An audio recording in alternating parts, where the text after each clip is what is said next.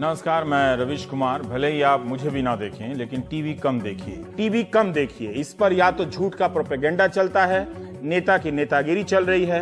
आपको या आपके बच्चे को मानव बम में बदलने के लिए हिंदू मुस्लिम डिबेट चलाया जाता है। असली हिंदू वर्सेस ढोंगी हिंदू। क्या टोपी पहनाकर, जालीदार टोपी पहनाकर 2019 की जंग जीत जाएगी कांग्रेस? मुसलमानों पर तो गलती मान ली, क्या हिंदू आतंकवाद पर भी सॉरी कहेंगे राहुल गांधी? जो हिंदू हित की बात करेगा वही 19 में क्या राज करेगा? जो हिंदू गर्व की बात करेगा वही देश पे राज करेगा। हिंदू वोटर सबसे अहम हो गया है। क्या हिंदू वोटर पर सबकी आंखें हैं? भगवा से क्या बदले का भाग्य? हिंदू सियासत, Hindu quote and quote Hindu सियासत में महाभारत। पहले हिंदू पाकिस्तान और अब हिंदू तालिबान। हिंदुत्व किसकी बकौती? Hindutva plus Dalit is equal to 2019 में जीत। 2019 का धर्म युद्ध। 2019 के बाद क्या हिंदुत्व करेगा सबका बेड़ा पार? आज आर पार में इसी पर होगी देश की सबसे बड़ी बहस। चुनाव में राम वर्सेस एच की पूरी कहानी देखी। लेकिन एक बड़ा सवाल यह भी है, कहीं ऐसा तो नहीं कि राम मंदिर की जगह भक्तों को राम मूर्ति का लॉलीपॉप दिया जा रहा है? क्या 9 मंदिरों की होगी घर वापसी? क्या 2019 से पहले राम मंदिर पर एक बड़ा क्वेश्चन मार्क लग गया है? मस्जिद और कहीं शिफ्ट की जा सकती है और विवादित जगह पर रामलला के मंदिर का निर्माण हो सकता है। क्या टेंट से बाहर निकलेंगे रामलला? मंदिर कब बनेगा? मंदिर कब बनेगा? मंदिर भी बनेगा, स्मारक भी बनेगा, मूर्ति भी बनेगा, चबूतरा भी बनेगा, राम कथा गैलरी भी बनेगा, ऑडिटोरियम भी बनेगा। अगर हम करें तो करें क्या, बोले तो बोले क्या? वाह मोदी जी, वाह वाह वाह। हेलो फ्रेंड्स, जैसा आपने टाइटल देखा ही होगा, सच्चा प्रेम। तो ये सच्चा प्रेम देश से हो सकता है, अपने जॉब से हो सकता है, माँ से हो सकता है, अपनी गर्लफ्रेंड से हो सकता है, वाइफ से हो सकता है, और किसी किसी का सच्चा प्रेम किसी एक खास व्यक्ति, किसी खास पार्टी से हो सकता है। तो ऐसा ही सच्चा प्रेम हम लेकर आए हैं इन 2 शख्सों का, जिनका सच्चा प्रेम एक खास व्यक्ति और एक खास पार्टी के लिए है। हालांकि ये जो अपना प्रेम दिखाते हैं ये खास व्यक्ति के लिए और खास पार्टी के लिए, अगर ये अपना प्रेम अपने फील्ड में दिखाए, जो इनका असली फील्ड है जिसे कहते हैं जर्नलिज्म, अगर ये उससे अपना प्रेम दिखाएंगे तो वो प्रेम होगा इनका डेमोक्रेसी, देश प्रेम, बेरोजगारी, अर्थव्यवस्था और भी जो लोगों से जुड़े हुए मुद्दे हैं। असली जर्नलिज्म का काम होता है सरकार से सवाल पूछना, यानी कि जो सत्ता पार्टी होती है उससे सवाल पूछना। लेकिन आज जर्नलिज्म सत्ताधारी पार्टी से सवाल नहीं पूछ रही है, कुछ जर्नलिस्ट को छोड़कर। ये मोहतरमा जो अंजना ओम कश्यप के नाम से जानी जाती है, लेकिन कभी कभी खुद को ऑनलाइन यानी कि एयर शो होने वाला है और उसमें अपने आप को कहती है अंजना ओम मोदी। आप खुद वीडियो देखें। नमस्कार, आप देख रहे हैं हल्ला बोल। आपके साथ मैं हूं अंजना ओम कश्यप। ये इतनी बार ट्रोल हो चुकी है, हद से ज्यादा बार।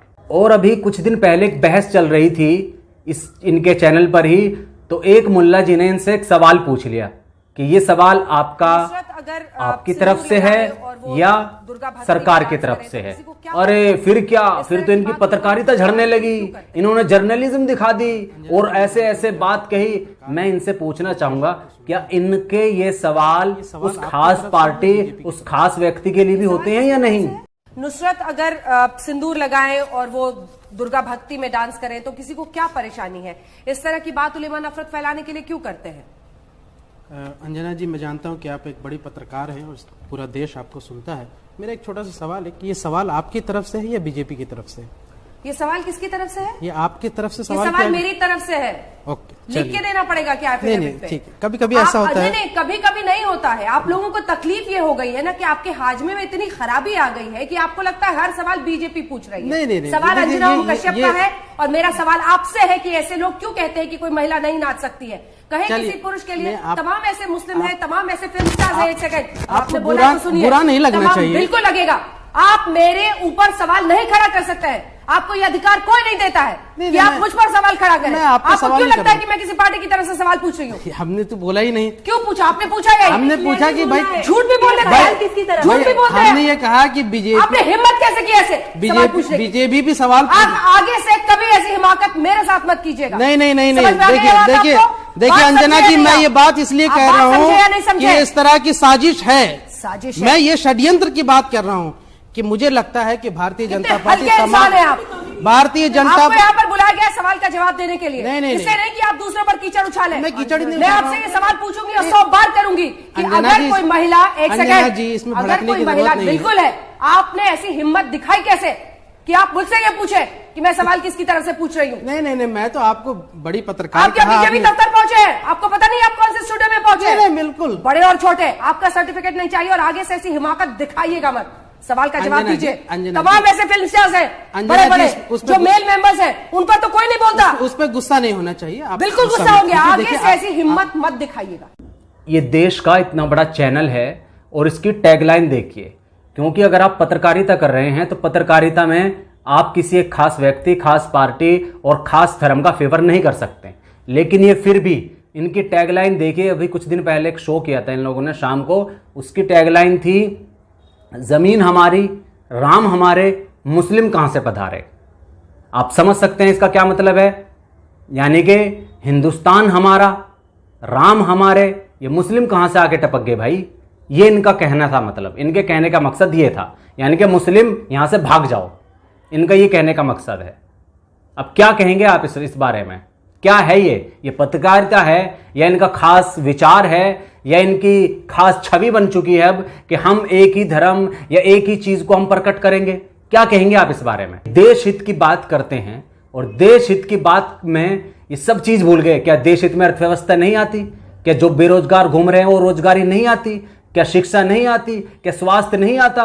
क्या देश हित और देश प्रेम सिर्फ और सिर्फ ये जो कुछ पार्टी और कुछ सत्ताधारी जो लोग हैं उन्हीं के लिए है? Shame on this kind of journalism. Journalism पर सवाल उठा रहा हूं, किसी खास व्यक्ति और खास पार्टी पर नहीं। मेरा सिर्फ और सिर्फ जर्नलिज्म को लेकर सवाल है कि जर्नलिज्म आज कहां चली गई है। अब बात करते हैं मिस्टर अमीश देवगन जी की। हालांकि जिस न्यूज चैनल में ये कार्यरत हैं, न्यूज 18, वो CNN का पार्टनर है और CNN आपको बता दूं अमेरिका का बहुत प्रतिष्ठित चैनल है और वर्ल्ड फेमस चैनल है CNN। अमीश जी मोस्टली कुछ शो करते हैं शाम के वक्त, तो उनके शो की आप टैगलाइन देखिए। इनकी टैगलाइन आप बेरोजगारी पर, अर्थव्यवस्था पर और जो शिक्षा के मुद्दे हैं, जो भी हमारे देश में जो लोगों से जुड़े हुए मुद्दे हैं, उन पर कभी भी मैंने आज तक इनका एक भी जर्नलिज्म, एक भी पत्रकारिता, क्या इनके सवाल हैं वो आज तक मैंने नहीं देखा कभी भी किसी बात को लेकर। इनके मुद्दे सिर्फ वही होते हैं जो कुछ खास व्यक्ति और खास धर्म के लिए, उन्हीं के लिए इनके मुद्दे होते हैं। आप इनकी टैगलाइंस पढ़िए और देखिए, हमेशा, एक नहीं, रोजाना, इनकी रोजाना की यही बात है। इनका भी सच्चा प्रेम अर्थव्यवस्था, बेरोजगारी या फिर शिक्षा, स्वास्थ्य या फिर नौकरी या फिर जो भी है, उनसे इनका कोई मतलब नहीं है। इतने घोटाले, इतने स्कैम हो रहे हैं, उनसे इनका सच्चा प्रेम नहीं दिखता। देश हित के लिए सिर्फ इन्हें अपना शो की TRP बढ़ाने के लिए, कुछ खास व्यक्तियों के लिए, कुछ खास धर्म के लिए ये अपने शो की TRP बढ़ाते रहते हैं और वही शो करते रहते हैं। आज क्या हो गया जर्नलिज्म को? जर्नलिज्म कहां चली गई है? कि अभी कुछ दिन पहले कांग्रेस के स्पोक्स पर्सन ने इनकी ऐसी बेइज्जती की थी, आप खुद देखें। तुम्हें बात नहीं सुननी तो बुलाए मत करो। मैंने बात और सुनी ये है, तभी ये दलाल की तरह बात मत करो और ये धमकी देना बंद की तरह बात मत करो। ये धमकीबाजी देना बंद करो। दलाल और भड़वे की तरह बात मत करो। बात करनी है पत्रकार की तरह बात करो। भाषा की मर्यादा रखिए। मैं आपसे बड़ी बहुत दायरे में बात कर रहे हो, आदमी से बात नहीं कर रहे हो।